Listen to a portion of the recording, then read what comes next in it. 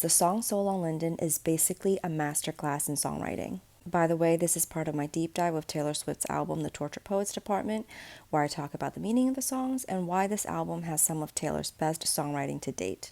My perspective is one of a songwriter and a former English teacher. Let's dive in for a line-by-line analysis of So Long Linden. And I do have to warn you, this is going to be multiple parts because there's a lot to cover in this song. First things first, this song is track number 5 on the Tortured Poets album, and this is significant because Taylor has explicitly said that's where she puts the song that's, quote, really honest, emotional, vulnerable, and personal. Based on all the lyrical evidence, this song is a goodbye to Joe Alwyn and their relationship. What Taylor does very well in this song and on this album in general is her ability to layer meaning into her writing and to illustrate complex emotions. In So Long Linden, she's able to capture a sadness that's colored by anger, resignation, and peace, all in one song. The layering starts with the title itself. She's not only saying goodbye to a place, she's saying goodbye to a person. In her song Linden Boy from the Lover album, Taylor writes about leaving her home and country and everything she loves to be in Linden, to be with the person she loves. Joe is Linden personified. To me, the title is also a callback to track number 5 on the Midnights album, the song You're on Your Own Kid, which is about realizing that you're alone in a relationship that may have come to its end. In that song, Taylor writes, I see the great escape, so long Daisy May, I pick the petals, he loves me not. The use of the name Daisy May has multiple layers. The layer that I find interesting in relation to So Long Linden is that Daisy May is the name of an English actress, Daisy May Cooper, who wrote and starred in a show called This Country. So long Daisy May, so long Linden. The song starts with this beautiful counterpoint, which is this layering of multiple voice parts. I see images when I listen to music, and this immediately reminds me of the voices of a church choir or the ringing of church bells. And I see the historical skyline of Linden, which is punctuated by church steeples. Then the beat comes in with these synthesizers. The pace is fast and steady, and I'm transported to present-day London, and I can see and feel the energy of a bustling city. I love how the duality of this instrumental introduction reflects the duality of London, which is this combination of being both classical and modern. So before any singing even begins, Taylor and Aaron Dessner, the producers on the song, have set the scene for us. They've taken us to a physical place. Now let's see where her words take us. In my opinion, the best way to approach this song is by looking at the verses and bridge together, the pre-choruses together, and then the choruses together. Because the verses tell us what happened, the pre-choruses tell us what were Taylor's feelings and response, and the choruses tell us what she chose to do. Let's begin with verse 1. I saw in my mind fairy lights through the mist. I kept calm and carried the weight of the rift, pulled him in tighter each time he was drifting away. In the first line, the word mist paints the picture of a situation that may be unclear or hard to navigate. Seeing fairy lights through the mist at first gives the impression that she's following a guiding light and trying to find her way out of an uncertain situation. But in folklore, fairies are actually regarded as dangerous or evil and are known to lead people astray on purpose to their doom. So this line now takes on a different meaning, that she was in fact headed toward danger instead of safety. It's also interesting to me that instead of just saying I saw, she specifically says I saw in my mind. To me, this implies the recognition of a sense of delusion, when someone is seeing what they wish to see versus seeing things for what they actually are. And we do know that's how Taylor feels about parts of that relationship, because since the breakup, songs like Lover or Lavender Haze, songs that used to be associated with the height of that relationship, Taylor has now put on her 5 Stages of Heartbreak playlist that has to do with denial. So with these layers of meaning, this single line of I saw in my mind fairy lights through the mist is able to describe a scenario that has quite some complexity. She's saying, I thought I could figure things out in this situation that had a lot of uncertainty or confusion, and ultimately I had misjudged and saw it all wrong because things were doomed from the beginning. And if you watch part 1 of this series when we talked about the poem, then you may remember that there's a line, lovers spent years denying what's ill-fated, that mirrors this exact sentiment. Line 2, I kept calm and carried the weight of the rift, meaning that something had caused a tear between them, a rift, but she stayed steadfast and committed and endured the burden and the strain it had put on the relationship. Line 3, pulled him in tighter each time he was drifting away, meaning whenever she felt like she was losing him again, she tried to hold on to him tighter. And by saying each time, Taylor is noting that his drifting away was a recurring thing. The next stanza at line 4. My spine split from carrying us up the hill, wet through my clothes, weary bones caught the chill. I stopped trying to make him laugh, stopped trying to drill the safe. She's saying what she had to do was hard. And the imagery in line 4 actually reminds me of the story of Sisyphus, a character from Greek mythology who was punished for eternity to roll a giant boulder up a hill only to have it roll back down every time it reached the top. This leads me to an image of Taylor carrying the weight of the relationship uphill, a task that is backbreaking, only for it to be all in vain. In line 5, she continues to describe how hard it was for her. Wet through my clothes, weary bones caught the chill. She's saying she was exhausted to her core, to the point of being sick. And in line 6, she says she finally gave up. I stopped trying to make him laugh, stopped trying to drill the safe.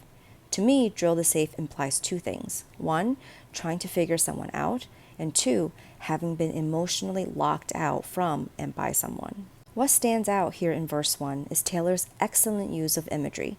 There's a saying in songwriting, show, don't tell, meaning instead of simply telling the audience something, like how you feel, it's more powerful to show them with descriptions that appeal to the listener's tangible senses. And we see her do exactly this in verse 1. Instead of just telling us, it was so hard, I tried so much, and I was so tired, she said, I saw fairy lights through the mist. I carried the weight. I pulled him in tighter. My spine split. I was wet through my clothes. She uses action words and sensory words to show us how she's feeling. And by using these images and visuals, Taylor paints a powerful picture of how much she gave, how hard she tried, and how impossible of a task it became for her to keep this relationship alive. There's another thing that Taylor does in verse 1 that's worth pointing out, and that's her lyric choices that relate back to the title. London, England is known to have a rainy climate, and her lyric choices point to this with words like mist, drifting, wet, chill. Her mention of fairies points to British folklore. And also the lyric, kept calm and carry the weight, brings to mind the British saying, keep calm and carry on, which was a slogan from World War II meant to inspire perseverance. By the way, there's an extra meaning of layer there because war is a recurring motif Taylor uses to describe the tumultuous periods in her relationship with Joe. All these lyrics relating to London, which remember is what Joe personifies, contribute to something in songwriting called prosody. Prosody is when all the elements of a song, the music, the production, the lyrics, the performance, work together to support what the song is trying to express. We've already seen Taylor do this with the introduction of the song when the music evoked visuals of London. Now we're seeing her doing the same thing with lyrics. The stronger the prosody, the more cohesive a song feels, and the stronger its impact on the audience. I'll continue in part 2. This is part 2 of my line-by-line analysis of the song So Long London by Taylor Swift. I'm talking about what the song means and why I think it's a masterclass in songwriting. We're at verse 2. Taylor writes, I didn't opt in to be your odd man out. I founded the club she's heard great things about. I left all I knew, you left me at the house by the heath. Right off the bat, Taylor explicitly refers to a third-party female subject that seems to have come between her and Joe. I didn't opt in to be your odd man out. As I've said in another video, Taylor has written about this in multiple songs across multiple albums. I'm honestly surprised that it's not talked about more, but that's a rabbit hole we're not going to fall into right now. Line 2. I founded the club she's heard great things about. Some people have interpreted this to mean a literal club, specifically the members-only social club in New York that Taylor's a part of. But I'm more inclined to see this as a metaphor, that the club she's referring to is her love and affection for Joe. Taylor saying, she may be interested in you, but I was here first. Line 3. I left all I knew, you left me at the house by the heath. The first part of this line echoes her song London Boy from the Lover album, in which she writes about leaving behind everything she loved to be in London to be with Joe. The house by the heath is a physical place. Taylor and Joe lived in a London neighborhood called Primrose Hill, which is next to a huge public green space called Hampstead Heath, aka the Heath. So here Taylor is saying, I gave up everything for you, but you abandoned me. Taylor continues, line 4. I stopped CPR after all, it's no use. The spirit was gone, we would never come to. And I'm pissed off you let me give you all that youth for free. In many ways, So Long Linden is the aftermath to the song You're Losing Me from the Midnights album. This stanza in verse 2 is the perfect example.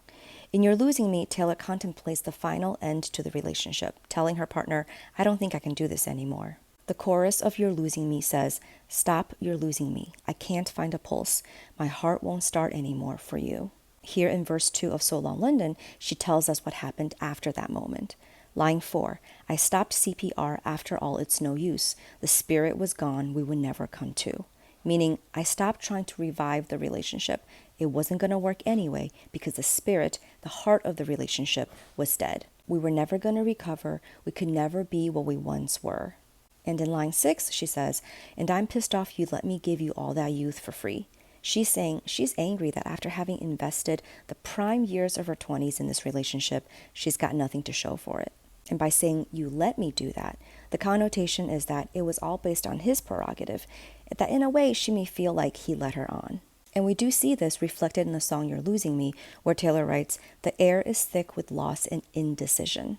And in the bridge of that song, she literally begs her partner to do something, say something, lose something, risk something, choose something, and that I got nothing to believe unless you're choosing me. So the feeling that she's leaving us with in verse 2 is that she gave everything to a partner who did not give her the same in return. Before we move on from verse 2, I just want to point out Taylor's commitment to the imagery and motifs in her writing, and how it leads her to make lyric choices that make maximum impact. We see this in the second half of verse 2 when she describes her relationship with this metaphor of someone dying, and she commits to this motif with words and phrases like CPR, spirit was gone, would never come to. By doing this, the audience is able to immerse themselves in this imagery. And she does this with precision. In lines such as, I founded the club she's heard great things about, she could have just said, I started the club.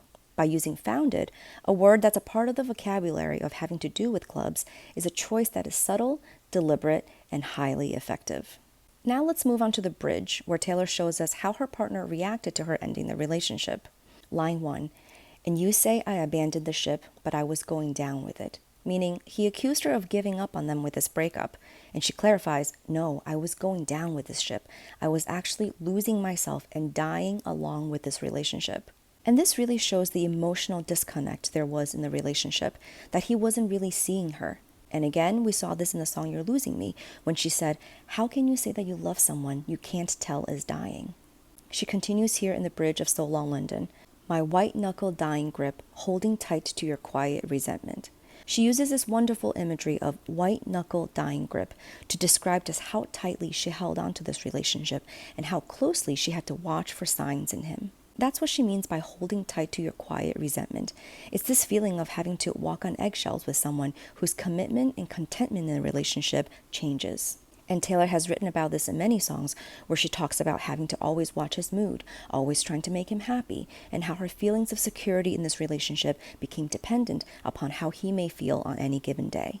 So we can understand what she means in this bridge when she goes on to say, my friend said it isn't right to be scared every day of a love affair.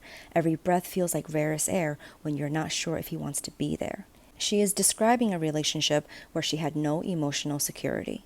Now we get to the final verse, verse 3, where she writes, you swore that you loved me, but where were the clues? I died on the altar waiting for the proof. You sacrificed us to the gods of your bluest days. She's saying, you swore that you loved me, and I wanted to believe you. That's why I stayed for so long, but I never got the proof that showed me that you loved me. And we see this wonderful double layer of meaning with the word altar, because the altar is a place where someone gets married or a place where something is killed as a sacrifice. Now, some people have said Taylor associating Joe with the color blue implies he may struggle with depression, but I'm not going to speculate on someone's mental health, especially when there's plenty of evidence pointing to her using this as a metaphor for something else. What is clear here with the line, you sacrificed us to the gods of your bluest days, is that she's saying he chose to focus on whatever that made him waver in the relationship, and that's what inevitably killed the relationship. Verse 3 ends with this couplet, these two lines, and I'm just getting color back into my face. I'm just mad as hell because I love this place. She's playing with this motif of color she uses to describe different stages of this relationship. She often uses the color gray to describe the final stages of the relationship and how she felt. So by saying, I'm just getting color back into my face, she's saying, post-breakup, I'm just starting to feel better. She's also referencing a second motif she uses for the relationship, and that's the metaphor of death or dying. Getting color back into my face is another way of saying coming back to life. Then she says probably my favorite line in this whole song. I'm just mad as hell because I love this place. I love this line so much because it tells me everything about her state of mind and how she felt about this breakup. Remember, Joe is London personified. So in this breakup song titled So Long London, her saying I love this place is her saying I loved Joe. And that's why she's angry, because she would have loved to have stayed. She would have loved for this relationship to have lasted. And the connotation in this line tells me she didn't end the relationship because she had stopped loving him. She had to end it because it became impossible for her to stay. It was either leave for the sake of self-preservation or stay and self-destruct. And this is exactly what she goes on to talk about in the pre-choruses when she asks, almost rhetorically, how much sad did you think I had in me? Just how low did you think I'd go before I'd self-implode, before I'd have to go be free? And again, this was mentioned in You're Losing Me when she said, how long could it be a sad song till we're too far gone to bring back to life? We've now sifted through the verses and the bridge, which told us what happened, and the pre-choruses, which told us how Taylor felt about it all. Now let's look at the choruses, which will tell us what Taylor chose to do. I'll do that in part 3. This is part 3 of my analysis of the song So Long London by Taylor Swift. In parts 1 and 2, we looked at the verses and the bridge, which told us what happened that led to Taylor to end her 6-year relationship with Joe Alwyn. Now let's look at the choruses, which will tell us where she stood in that decision. In the choruses, Taylor layers in meaning by playing around with variations of 3 key phrases. The first phrase is the title line, So Long London, which is Taylor saying goodbye to her relationship because, as we discussed in previous videos, Joe is London personified. Taylor then introduces a variation of this phrase in choruses 2 and 3 by adding the word for to the front of it. So we have the phrase, for so long London. And this is where it gets interesting, because this line, for so long London, can actually be considered as part of 2 separate phrases. In chorus 2, we can see it as part of the phrase, for so long London, stitches undone. And we'll talk about the meaning of this in a little bit. But we can also see it as a continuation of the line that leads into this chorus, which would be, and I'm pissed off you let me give you all that youth for free for so long London. We see this 2-in-1 phrasing again in chorus 3, where we have, for so long London had a good run. And at the same time, it can be seen as a continuation of the line that leads into this chorus, which would be, I'm just mad as hell because I love this place for so long London. And you can literally hear the phrasing in the way she sings this part, that it flows right into the chorus as one coherent thought, and then continues on into a second thought. As for the meaning of these lines, to me, they're quite literal. I'm pissed off you let me give you all that youth for free. I'm just mad as hell because I love this place. Both of these lines we've talked about in part 2. Now taken with the line, for so long London, it's reiterating the sentiment that Taylor had invested a lot of time and effort into this relationship. No one can accuse her of not having tried long enough or hard enough to make it work. And there's also a hint of a connotation that perhaps things were dragged out for a little too long, which, if you watched my analysis of the poem that Taylor had written for this album, we know is reflected in the line from that poem, lovers spent years denying what's ill-fated. A second key phrase in the choruses is stitches undone, and it can be interpreted in one of 2 ways. One interpretation is that this could be a sewing or knitting reference, and the stitches are the threads that hold the seam together, or as in knitting, the stitches are literally what makes up the fabric itself, and stitches undone is a metaphor for the splitting apart or the unraveling of a relationship. Another interpretation, and the one I personally lean towards, is that this is a medical reference, where the stitches are those used to close and heal a wound, and stitches undone is a metaphor for the inability or failure to heal and repair a relationship that was broken and damaged.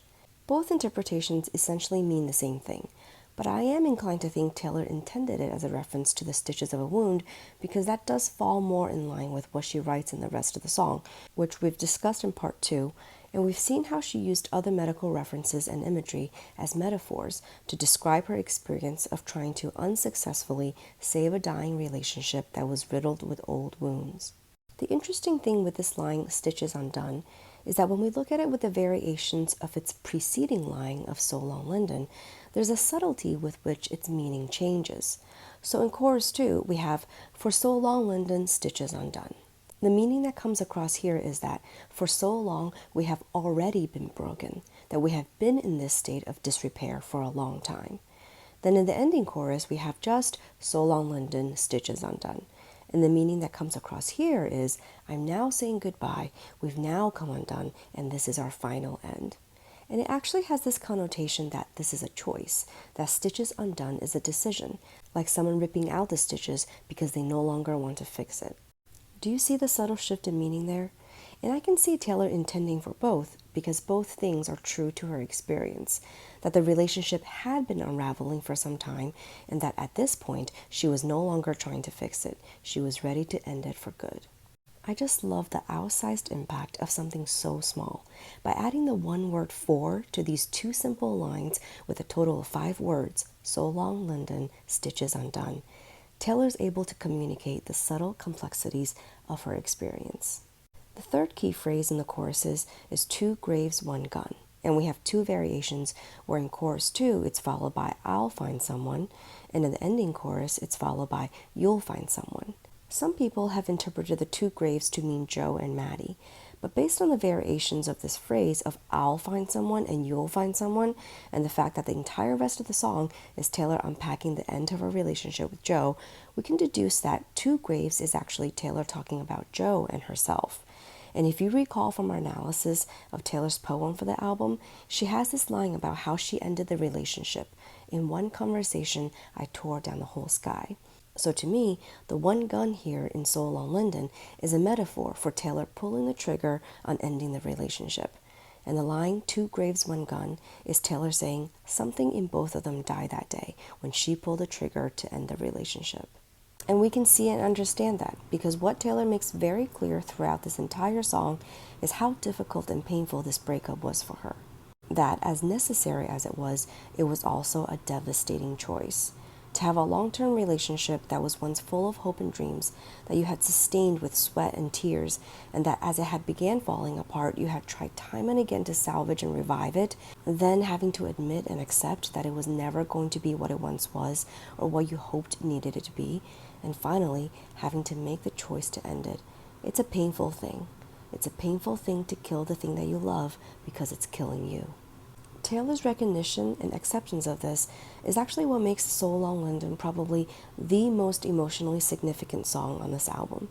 When it comes to the emotional tone, "So Long, London" is the only song on the album that comes across as level-headed. I can see why Taylor chose this for track number 5, the song that she deems as the most honest, personal, and vulnerable, because it truly is that. It's not a song written from the depths or heights of her emotional pendulum. It's not manic or depressive. It's not masked by humor or satire. It is a song of sober, emotional clarity.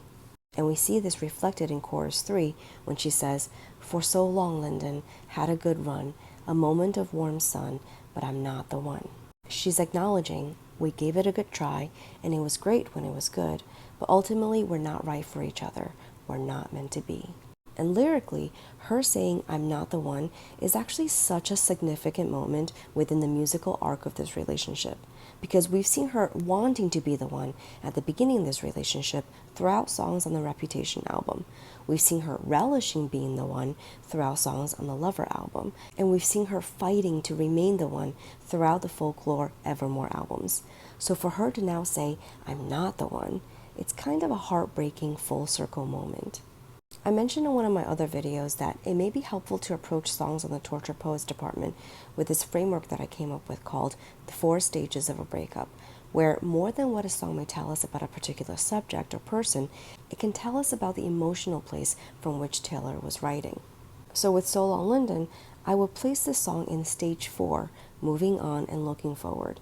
Because even though the perspective of this song is retrospective, it does convey a sense of acceptance that Taylor has for the end of the relationship, and an audacity to envision for herself and her ex where both of them may ultimately find someone else and find better happiness. To me, that is moving on and looking forward. So we've now dissected the whole song of "So Long, London" and its meaning. We've seen how Taylor is able to capture in this song a sadness that is colored by anger, resignation, and ultimately also a sense of acceptance. What she does so well is her ability to layer meaning into her writing and to illustrate the subtle complexities of her experience and emotions. I do have one more thing I want to talk about when it comes to Soul on London, because we have to talk about Taylor's use of specific writing techniques in the song that speaks to her craftsmanship as a songwriter. So I'll do one more part.